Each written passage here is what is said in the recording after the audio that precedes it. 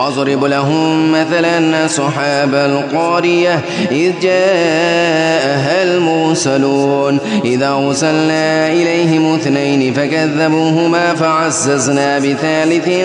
فقالوا إنا إليكم مرسلون قالوا ما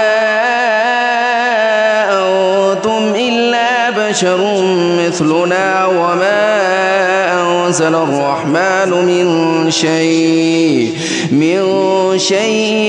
إن أنتم إلا تكذبون قالوا ربنا يعلم إنا إليكم لمرسلون وما علينا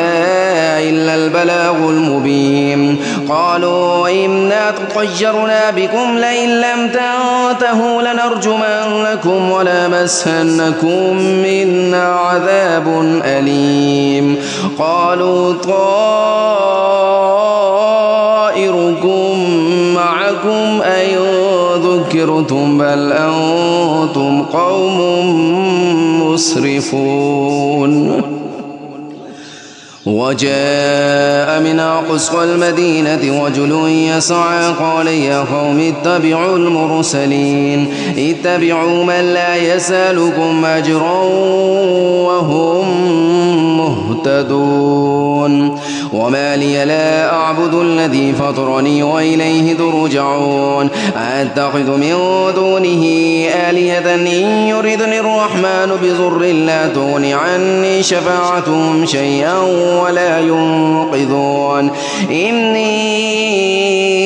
إذا لفي ضلال مبين إني آمنت بربكم فاسمعون قيل ادخل الجنة قال يا ليت قومي يعلمون بما غفر لي ربي وجعلني من المكرمين وما أنزلنا على قومه من بعده من جود من السماء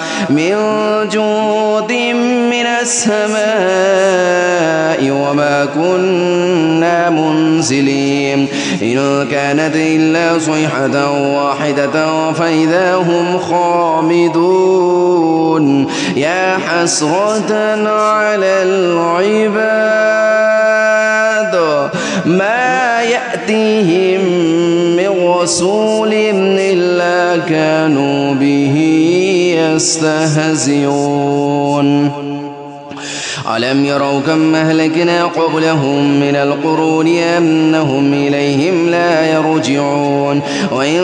كل لما جميع لدينا محضرون